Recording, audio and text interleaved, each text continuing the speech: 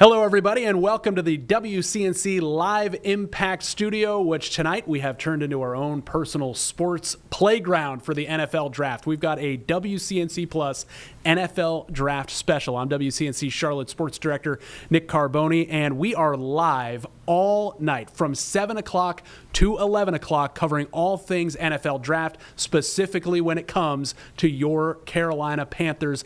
And the best part is we are live all over the state tonight, not just here in Charlotte on WCNC Plus, but also in Greensboro on WFMY Plus. We've got expert analysis. We're going to have live reaction to that Panthers pick, which right now is slated for number 8 overall, but we will see what happens with that and a little insight into their draft strategy. We're going to hear from our own Danielle Stein, who's near the war room adjacent at Bank of America Stadium. We've got Logan Campbell posted up at Jalen Walker's draft party at the Country Club of Salisbury. That is a fascinating story when it comes to Carolina. Jalen Gilkey is sitting at the WFMY sports desk for us. We've got loads more, and we're going to start it off with our good pal, Julian Council, from our partners at Locked On Panthers. Julian, good to see you, man. You've been talking about this draft for months on end, every day on the Locked On Panthers podcast. So I want to ask you, we are, an hour away from the Titans finally being on the clock. The Panthers go 8th overall. What is your gut feeling about what's going to happen tonight with Carolina? Well, my gut feeling is I wish I was in Salisbury playing around at that beautiful track they have up there. Nice Donald Ross. But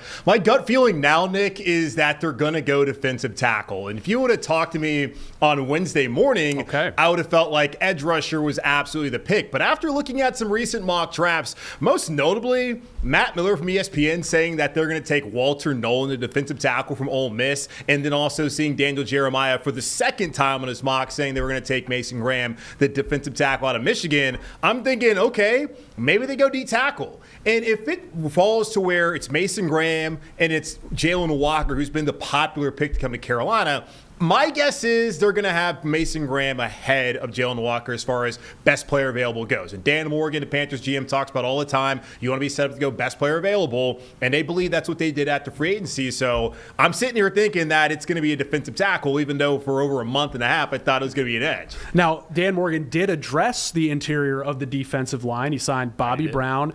Turk Wharton is here, more of a pass-rushing inside defensive lineman. So why double up in the draft? Is it truly that best player available theory right there at 8 if it's still at 8? Yeah, I think so. And it's not like you're taking a tight end. You're taking a piece that can be a foundation of your defensive line. And I look at it, if they do take a Mason Graham or a Walter Nolan there, you have them and the 5th-year option for 5 years potentially next to Derek Brown, whose extension's kicking in this fall. So we're talking about 4+ years of having your young first-round defensive tackle and then one of the top 5 defensive tackles in football. So I don't think it's ever a bad thing to foundationally build your team from within the trenches, whether it be on the offensive line or defensive line. So that's where I look at. I mean, yes, is it a need necessarily? No, but are you adding to a part of the team where you can never have enough? Absolutely. All right, so how do you think Panthers fans will react? Like, what's your read on that? Because all they do is see Jalen Walker mocked to the Carolina Panthers the last few weeks, and defensive tackle just isn't as flashy of a position as edge rusher, a guy who is out there to rush the quarterback. Yeah, well, broccoli's not as flashy as steak, but sometimes you got to eat your vegetables, and that's good for you. And I do think looking at defensive line and looking at offensive line, that's kind of like eating your vegetables in the draft. Not nearly as sexy as an edge rusher, which obviously is important, but I do think there's like some Jalen Walker fatigue maybe, as they've been hearing that for months on end. And there's the question of, is he a true edge rusher? I know Dan Morgan said last week in his pre-draft press conference that he feels like he's an outside linebacker here. Is that how they want to utilize him, or will he be more of a hybrid playing linebacker and edge rusher, kind of like we saw from Frankie Lugo a couple years ago in this same scheme of Ejiro Evero? So I do think there's maybe a little bit of fatigue there to where people might be welcoming it. I've certainly seen over the last 24 hours, there's been fans who are saying, yeah, Mason Graham over Jalen Walker. I don't know if I've seen as much of Walter Nolan over Jalen Walker, but I do think fans would get over, well, I don't necessarily get over it, but certainly embrace that pick if that's what happens tonight. What percentage chance do you think Mason Graham now has to fall to 8? Because like even earlier this week, it was like, well, no way he's going to be there. But now we're seeing a lot of intel saying, yes, he and Walker will both be there. Yeah, it looks like Jacksonville at 5. That's really where the draft begins. They're going to end up taking either Aston Jeanty from Boise State or even Tedero McMillan from Arizona. Then at 6, looks like if that does happen, the Raiders are probably going with an offensive tackle. I would think that Kelvin Banks from Texas. And then at 7, the Jets probably either going Tyler Warren, but more likely Armand Mimbu from Mizzou, which exactly puts Mason Graham and Jalen Walker on the board. So I feel pretty confident that they're going to have the pick between those two. That's if they do stay there at 8. I just do want to shout out Jeb Goldman, proud Missouri graduate, big-time Membu fan. M-I-Z. ZOU, let's go. Dude, they're too early for that, guys. All right, so let's continue on this defensive tackle track. If Graham isn't there, how far does Dan Morgan trade back if he's chasing Walter Nolan? Yeah. And what are your thoughts on Walter Nolan? Because all we hear about is, like, you turn on the tape, the good stuff is amazing, but it's inconsistent. Yeah, it's inconsistent, but the guy has the build that you're looking for at that position. And you look at recruiting a couple of years ago, he was the consensus #1 player in his recruiting class. Went to A&M at first, didn't really see the production, but you saw more of it this past year at Ole Miss. I guess you question the motor, but the physical tools that he has and his ability to stuff the middle, I don't think there's a lot of questions there. Now, as far as how far does Dan want to go back, great question. He wouldn't answer it last week. I'm thinking that in this draft where there's not a ton of stars, yes, you can find a day 1 starter potentially. I don't think he wants to go any further back than maybe 13, 14 when looking at it. I know Dallas is there at 12, but I believe it's the Dolphins at 13. I think that's kind of the sweet spot. And you have to have teams that are interested in getting up to 8 to take a potential player. Like maybe if Jeanty falls, that would be a spot where I think teams would be trying to get up there to get a talent like him. All right, Jeb, if we can pull up the list of Panthers draft picks heading into tonight, it currently stands at 9, obviously starting with 8, but then the long wait to 57. So that's part of a trade back, trying to cut under that number a little bit. What do you think Carolina will attack on Friday night? And is 57 too long a wait to do that? Assuming that they go defensive line, whether that's interior or edge, I would think that safety is going to be the next position that they may want to target. Whether it's at 57 or 74, I would imagine that's going to happen on night 2. If you look at the roster right now, they have 3. That's not going to be enough once we get into the season. And there'll be plenty of guys also added as undrafted free agents and maybe some vets post-draft, but they need to find starters. And the only surefire starter they have is Trevon Merrick, who they brought in from the Raiders. Certainly Damani Richardson, who started in last season as an undrafted free agent out of Texas A&M. He's probably penciled in as another one. Nick Scott, they probably see him more as a special teams guy this year than someone who could be that third starter. So I would think that they'd want to get a starting safety there.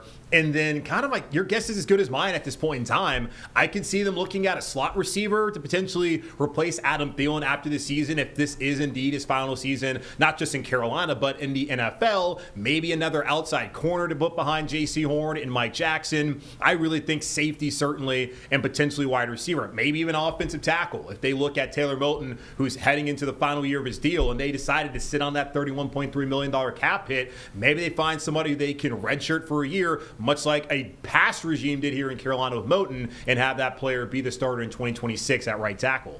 With the jury still out on last year's draft, Dan Morgan's first, in my opinion, how big is this year's draft for him? I think this is more about trying to build the depth on this roster. If you look at the last 2 off seasons, last off season they spent a lot of time trying to fix the offensive line. They signed Robert Hunt, they signed Damian Lewis on the first day of the legal negotiating period. And those guys started all but 1 game last season, respectively. So you're good there as far as the offensive line goes. They brought in Leggett and Coker. Leggett in the first round, Coker is an undrafted free agent. Receiver, you probably want to add someone there, but they come in, they're going to likely be behind Leggett and Thielen. We'll see what happens with Coker. But I would think that those 3 are going to be ahead of anyone that they draft, especially if they take someone on day 3. And look at defensively right now, they have Merrick, so they can add a safety. But linebacker, you got Trevin Wallace back, you have Josie Jewell back, they brought in Christian Roseboom, defensive tackle, we talked about that, added a bunch of pieces there. And even at edge, I don't know if that rookie's coming in and starting over Jadeveon Clowney and DJ Wooden right away. For me, this is a draft about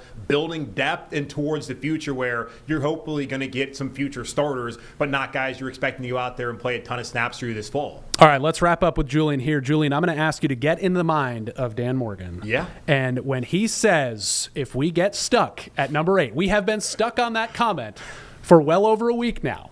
What is getting stuck, And how can Dan Morgan wiggle out of that in this draft? Getting stuck is a player like Aston Jeanty not falling down the board, or all the offensive tackles, that being Will Campbell, who's likely going forward to New England, Armand Bimbu, and also Kelvin Banks also being gone before you get on the board at 8, where there's not people wanting to come up. And I'm assuming there's no teams that are giddy about getting up at to 8 overall to get Shedeur Sanders out of Colorado, or maybe Jackson Dart from Ole Miss. Tyler Shuck out of Louisville apparently is a name that people are bringing up as well. That would be getting stuck. Jeanty not falling, all the offensive tackles being off the board, and there's depth at edge rusher, so I don't know if there's, after Abdul Carter, like that premier name and talent that you want to get up there, the tradable Carolina. So I think that's them getting stuck if those scenarios play out for them tonight. All right, Julian Council from our Locked On Panthers partner. Julian, you dressed up. You might as well stay a while. We got a space carved out for you over there, maybe a couple of slices of pizza. So we will see you after the pick or after a trade. So Julian Council thinks possibly defensive tackle for the Carolina Panthers at 8 or otherwise tonight.